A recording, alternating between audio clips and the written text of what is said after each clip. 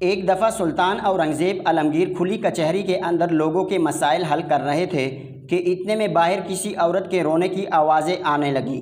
جب سلطان اورنگزیب عالمگیر کے کانوں تک اس عورت کی آواز پہنچی تو سلطان نے باہر کی طرف دیکھا تو کھلی کچہری کے اندر سناٹا چھا گیا اور تمام لوگوں کا رخ دروازے کی طرف ہو گیا۔ سلطان نے حکم دیا کہ ابھی جا کر باہر دیکھو کون عورت ہیں اور اس کے ساتھ آخر کیا زیادتی ہوئی ہیں۔ اس عورت کی آواز اتنی درد والی تھی کہ شہنشاہ سلطان اورنگزیب عالمگیر بہت پریشان ہو گئے۔ اس عورت کو سلطان اورنگزیب عالمگیر کے سامنے حاضر کیا گیا۔ جیسے ہی اس عورت کو سلطان کے سامنے حاضر کیا گیا تو اس عورت کے سارے کپڑے پٹے ہوئے تھے، حتیٰ کہ اس کا آدھا جسم دکھائی دے رہا تھا۔ سلطان نے اپنی نظریں جھکا لیں اور اسی وقت ایک کنیز کو حکم دیا کہ اس عورت کے جسم پر چادر لپیٹی جائے۔ اس عورت کے جسم پر چادر لپیٹی گئی تو سلطان اورنگزیب عالمگیر نے حکم دیا کہ اس عورت کو اندر لے جاؤ اور اس کو اچھا سا لباس پہنا کر باہر لے آؤ۔ سلطان اورنگزیب عالمگیر خواتین کی بہت عزت کرتے تھے۔ وہ کنیز اس کم عمر خاتون کو اندر لے گئی تو جب اندر جا کر پتہ کیا تو اس وقت کوئی ایسا لباس موجود نہیں تھا جو کہ اس خاتون کو پہنایا جائے۔ جب یہ سارا ماجرا شہنشاہ سلطان اورنگزیب عالمگیر کی بیوی کو پتہ چلا تو انہوں نے اپنا ایک قیمتی جوڑا نکال کر دیا اور کہا کہ اس لڑکی کو پہنا دو۔ کنیز نے کہا ملکہ یہ بہت قیمتی لباس ہیں جو کہ آپ نے بہت بڑے شوق سے بنوایا ہے۔ تو ملکہ نے کہا یہ سلطان کا حکم ہے اور میں سلطان کے حکم کے لیے جان بھی قربان کر سکتی ہوں، یہ لباس تو کچھ بھی نہیں۔ اس عورت کو قیمتی لباس پہنا کر لایا گیا۔ وہ عورت جیسے ہی سلطان کے سامنے حاضر ہوئی تو اس نے کہا شہنشاہ اورنگزیب عالمگیر آپ کا خدا آپ کو سمندر میں موجود ریت کی مانند ترقی دے۔ آپ میرے بارے میں ذرا نہیں جانتے، نہیں آپ یہ جانتے ہیں کہ میں کتنی گنہگار ہوں، ایک بیکاری عورت ہوں۔ آپ نے یہ سمجھے بغیر مجھے اتنا قیمتی لباس پہنانے کا حکم دیا۔ اس طرح کا ظرف زندگی میں پہلی بار دیکھا، شاید میں یہاں بہت پہلے آ جاتی۔ سلطان نے کہا ہماری نظر میں نہیں کوئی امیر ہوتا ہے اور نہ ہی کوئی غریب، ہم اللہ کے بندے ہیں اور تمام اسی کی ہی عبادت کرتے ہیں۔ یہ سن کر وہ عورت چیخنے چلانے لگی۔ اس کی درد سے بری آواز سن کر سلطان اورنگزیب عالمگیر نے کہا اے خاتون بتاؤ تمہارے ساتھ کیا زیادتی ہوئی ہے؟ اس نے کہا سلطان میرے ایک سوال کا جواب مل سکتا ہے کیا؟ سوچ کر بتائیے، آپ میرے ایک سوال کا جواب دے سکتے ہیں کیا؟ یہ سن کر سلطان نے کہا بتاؤ کیا ہوا؟ خاتون نے درد برے لہجے میں کہا سلطان معظم میں بہت بڑی گنہگار ہوں، میں ایک بدکار عورت اور حتیٰ کہ 5 آدمیوں کی قاتل بھی ہوں، کیا میری بخشش ہو سکتی ہے؟ یہ سن کر تمام لوگ چونک گئے کہ قاتل اور بدکار عورت سلطان کے سامنے آنے کی جرت کیسے کر سکتی ہیں۔ سلطان نے اس عورت کو کہا یہ تم کیا کہہ رہی ہو؟ تو اس عورت نے کہا سلطان معظم بے شک میں بدکار تو ضرور تھی لیکن قاتل کبھی نہیں تھی، لیکن اپنی جان بچانے کی خاطر مجھے قتل کرنا پڑا۔ یہ سن کر سلطان نے کہا تم اپنی بات تفصیل سے بتاؤ۔ اس نے کہا سلطان معظم میری شادی ایک مزدور سے ہوئی تو اللہ تعالیٰ نے ہمیں ایک بیٹا دیا۔ میرا بیٹا جب 2 سال کا ہوا تو میرا شوہر کسی حادثے میں زخمی ہو گیا اور حتیٰ کہ اتنا زخمی ہوا کہ اب وہ کمانے کے قابل نہیں رہا، لہٰذا جب میں نے اپنے شوہر اور اپنے بچے کو بلکتا دیکھا تو مجھ سے رہا نہ گیا اور میں بھیک مانگنے کے لیے باہر نکل پڑی۔ لیکن میں جس کے پاس بھیک مانگنے کے لیے جاتی، بھیک دینے کے مطالبے میں وہ مجھ سے میرے جسم کا تقاضا کرتے۔ مجھے اللہ تعالیٰ نے بے انتہا حسن سے نوازا ہے، لہٰذا چند دن بھوک سہنے کے بعد مجھے پتہ چل گیا کہ اگر اس دنیا میں زندہ رہنا ہے تو اپنے جسم کو بیچنا پڑے گا، اور اس کے بعد میں نے اپنے جسم کو بیچنا شروع کر دیا۔ کبھی کبھی میں کسی تاجر کے پاس اپنے جسم کو بیچتی تو کبھی کسی قاضی کے پاس تو کبھی کسی زمیندار کے پاس۔ ایک دن مجھے ایک وڈیرے کی طرف سے پیغام ملا، اس نے مجھے اپنے ڈیرے پر بلایا اور کہا کہ فلاں ڈیرے پر آ جاؤ، تمہیں میرے ساتھ ایک رات گزارنے کے بدلے میں 100 سونے کے سکے دیے جائیں گے، لہٰذا تم ایک رات کے لیے میرے ساتھ سونے کے سکوں کے لیے تیار ہو جاؤ۔ میں اس کے ڈیرے پر پہنچ گئی۔ میں بہت خوش تھی کہ ایک رات کے 100 سونے کے سکے مل جائیں گے، یہ میری ساری زندگی کی کمائی سے بھی زیادہ ہوں گے۔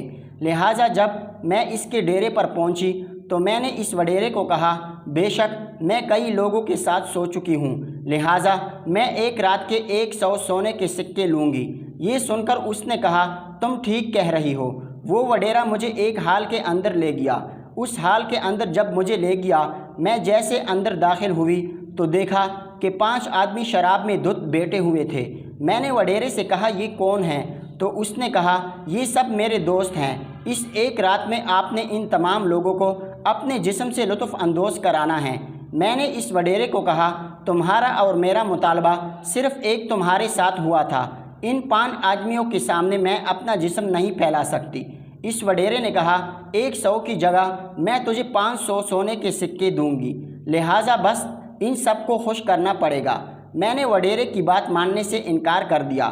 میں نے اس کی بات کا انکار کیا تو مجھے پتہ چل گیا اب یا تو مجھے اپنا جسم ان کے حوالے کرنا پڑے گا یا پھر میری جان جائے گی۔ میں نے اسی وقت خنجر نکالا اور لڑتے لڑتے میں نے ان 5 آدمیوں کو شراب کے نشے میں دھت خنجر سے ان کے گلے کاٹ دیے۔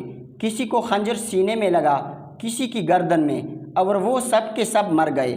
ایک کو خنجر تھوڑا گہرا نہیں لگا اور وہ وہاں سے بھاگتے ہوئے اس نے خنجر میرے سینے میں گھونپ دیا، لیکن میں خوش قسمت تھی کہ اس نے جس جگہ خنجر مارا اس جگہ میرا دل نہیں تھا، بلکہ میرا دل قدرت کے بنائے گئے نظام کی وجہ سے دائیں طرف تھا۔ اگر میرا دل بائیں طرف ہوتا تو شاید میں بھی موقع پر ہی مر جاتی، لہٰذا مجھے زخم تو ضرور ملا لیکن میری جان بچ گئی۔ میں باہر نکلی تو ایک بزرگ چرواہا گزر رہا تھا۔ اس نے مجھے زخمی حالت میں دیکھا تو اس نے مجھے اپنے گدے پر بٹھایا اور اپنے گھر لے گیا۔ اس نے میری دیکھ بھال کی اور میرے زخم کو داغا، اور چند دن گزارنے کے بعد میرے زخم میں بہت بہتری آئی۔ جاتے ہوئے اس چرواہے نے مجھے، جو کہ ایک بزرگ تھا، اس نے مجھے ایک چادر لپٹائی اور کہا میرے پاس کسی خاتون کے کپڑے نہیں، کیونکہ میں ایک اکیلا بوڑھا بزرگ اس جھونپڑی میں رہتا ہوں، لہٰذا تم اس چادر کو لپیٹ کر اپنے گھر چلی جاؤ۔ سلطان معظم، میں چادر لپیٹ کر تھوڑا سا باہر نکلی تو دیکھا کہ ایک اور بھکاری سردی سے بیٹا ٹٹک رہا تھا۔ میں نے وہ چادر بھی اس کے حوالے کر دی، لیکن میرے دل میں ابھی تک وہ تڑپ تھی۔ میں دل میں سوچ رہی تھی کہ اے میرے مالک، اگر خنجر میرے سینے میں، میرے دل میں لگ جاتا تو میں تو مر جاتی، اور نہ ہی مجھے توبہ کرنے کا موقع ملتا، اور میرے پیچھے میرا بیٹا اور میرا شوہر بھوک سے مر جاتے۔ میں یہ دل ہی دل میں اللہ کا شکریہ ادا کر رہی تھی اور توبہ کر رہی تھی، لیکن میرے دل میں ایک سوال تھا کہ کیا اتنے بڑے گنہگار کو اللہ تعالیٰ معاف کیسے کر سکتا ہے؟ اور اسی جواب کے لیے میں یہاں سے گزری تو مجھے پتہ چلا کہ سلطان اورنگزیب عالمگیر مسلمانوں کی اس سلطنت کے سردار کھلی کچہری کے اندر موجود ہیں، اور میں دوڑتی ہوئی آپ کے پاس آ گئی۔ سلطان معظم، آپ بتا سکتے ہیں مجھے معافی مل سکتی ہے کیا؟ میں ان گناہوں کی توبہ کر سکتی ہوں؟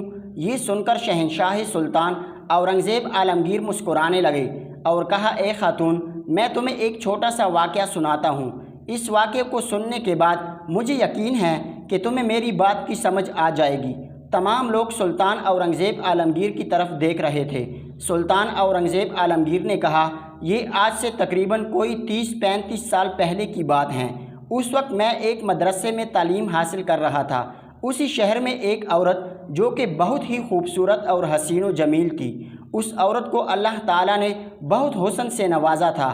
ہرن جیسی آنکھوں والی لڑکی اس پورے شہر میں نہیں تھی، اور اتفاق کی بات ہے کہ وہ عورت بھی غربت سے تنگ آ کر اس نے بھی اپنے جسم کو بیچنا شروع کر دیا، لیکن اس کا کاروبار اتنا سستا نہیں تھا۔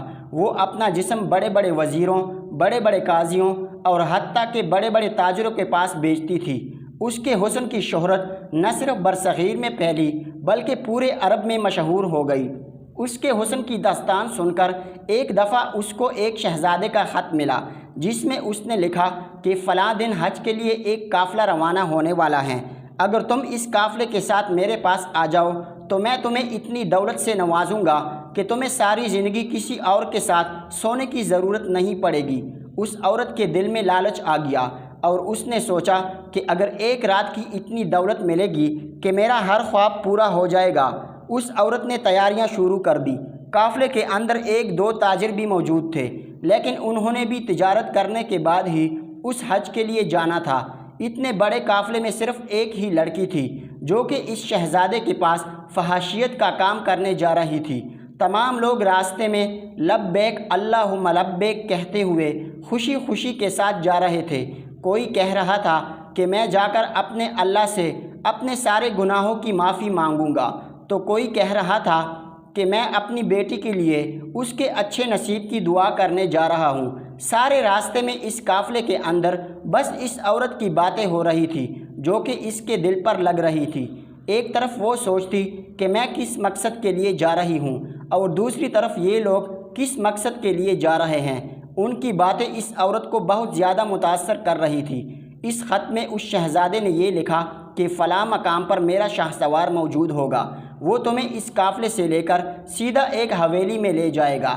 اس حویلی کے اندر ایک دن کے اندر پہنچ جاؤں گا، اور اس حویلی کے اندر ہی ہم لطف اٹھائیں گے۔ قافلہ روانہ ہو گیا۔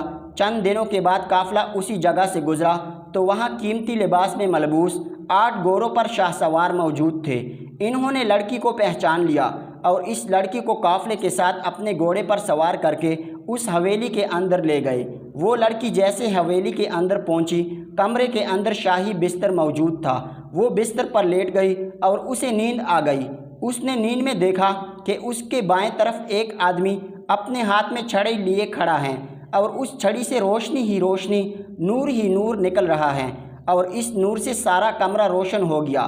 جب دوسری طرف وہ دیکھتی ہیں تو اس کا جسم نہ برداشت کرنے والی آگ میں جلس رہا ہے۔ اس دہشت کے ساتھ اس کی آنکھیں کھل گئی۔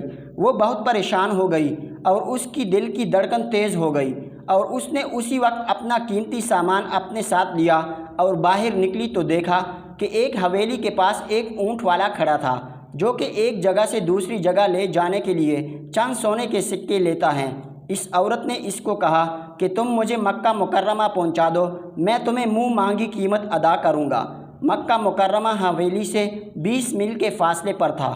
اس اونٹ والے نے کہا اگر تمہیں مکہ مکرمہ پہنچنا ہے تو میں 2 گھوڑے لے کر آتا ہوں، گھوڑے پر ہم جلدی پہنچ جائیں گے۔ وہ چند ہی لمحوں کے بعد 2 گھوڑے لے کر پہنچ گیا۔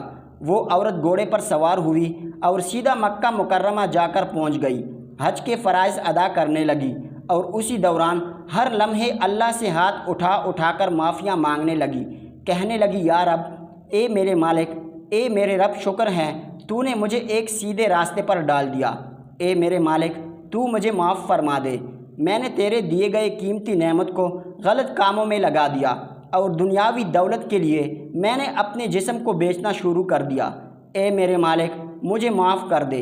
اتفاقاً اسے حج کے دوران ہی مسلمانوں کے سلطان کا ایک سپہ سالار محمد بابر مل گیا۔ سلطان کے سپہ سالار کو جب اس لڑکی نے دیکھا تو اس کے پاس گئی اور کہا حضور، آپ اور یہاں کیسے؟ سپہ سالار نے کہا اے لڑکی، تم یہاں کیسے؟ تمہارا کام تو یہاں نہیں، کیونکہ یہ سالار اس عورت کو جانتا تھا۔ ان کی پہلے ملاقات ہو چکی تھی۔ وہ ملاقات یوں ہوئی تھی کہ ایک دفعہ سلطان کا یہ سپہ سالار پڑوسی بادشاہ کے ایک وزیر کو سلطان کا پیغام دینے کے لیے گیا تو اس وقت یہی لڑکی وزیر کے کمرے میں اس کے ساتھ سونے کے لیے جا رہی تھی۔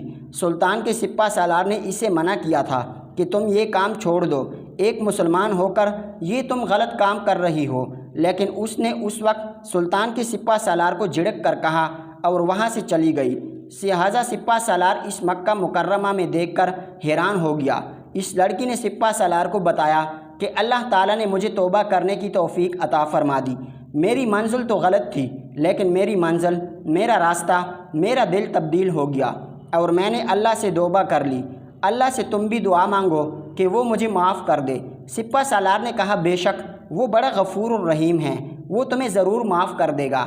ان دونوں نے اکٹھے حج ادا کیا، اور جب حج کی واپسی پر قافلہ تیار ہونے لگا تو اس لڑکی نے کہا سپہ سالار کو کہا میرے ساتھ کوئی اور نہیں، لہٰذا میں اس قافلے کے ساتھ چلنا چاہوں گی۔ تو سپہ سالار نے کہا بے شک تم ہمارے ساتھ چلو، لیکن یہ حاجیوں کا قافلہ ہے اور میں ایک سپہ سالار ہوں، میرے ساتھ اگر قافلے والے نامحرم لڑکی کو دیکھیں گے تو وہ مجھے کیا کہیں گے، لہٰذا تم میرے ساتھ نکاح کر لو، میں تمہیں اپنے ساتھ لے جانے کے لیے تیار ہوں۔ اس لڑکی نے سلطان کے سپہ سالار سے نکاح کر لیا اور اس کے بعد وہ سپہ سالار کی بیوی بن گئی۔ وقت آنے کے بعد وہی سپہ سالار کی بیوی اپنے شوہر کے ساتھ لڑتے ہوئے دونوں شہید ہو گئے۔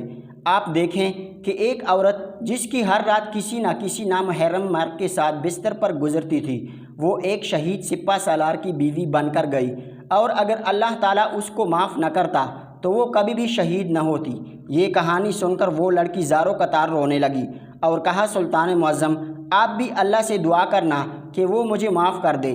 اتنے میں ایک سلطان کا وزیر بول اٹھا اور کہا حضور اس لڑکی نے 5 آدمیوں کا قتل کیا، آپ اسے ایسے جانے دیں گے؟ تو سلطان اورنگزیب عالمگیر نے کہا اے وزیر یہ بات تم بھی جانتے ہو، اس لڑکی نے ان مردوں پر اس وقت حملہ کیا جب اس کو اپنی جان کا خطرہ تھا، اور اپنی جان بچانے کے بدلے میں اگر حملہ آور کو قتل کیا جائے تو اس کے بدلے میں کوئی قصاص نہیں ہوتا، لہٰذا اس عورت پر کوئی قصاص یا گناہ نہیں، اس لیے اس عورت کو بغیر کوئی سزا سنائے سلطان اورنگزیب عالمگیر نے عدالت سے رخصت کر دیا۔ اور کہتے ہیں کہ وہ عورت بعد میں اتنی نیکوکار بن گئی کہ بڑے بڑے عالم اس کا بڑے ادب سے ذکر کیا کرتے تھے، اور اکثر لوگ کہا کرتے تھے کہ اگر اس دنیا میں کسی جنتی عورت کو دیکھنا ہے تو اس سے بہتر شکل جنتی کی نہیں ہو سکتی، چونکہ وہ بہت زیادہ پرہیزگار بن چکی تھی، پردےدار بن چکی تھی۔ بس جب اللہ تعالیٰ کسی کو ہدایت دے دے تو پھر اس کا دامن تھام لیتا ہے۔ آپ سے گزارش ہے کہ ہمارے چینل کو لائک، شیئر اور سبسکرائب کیجیے۔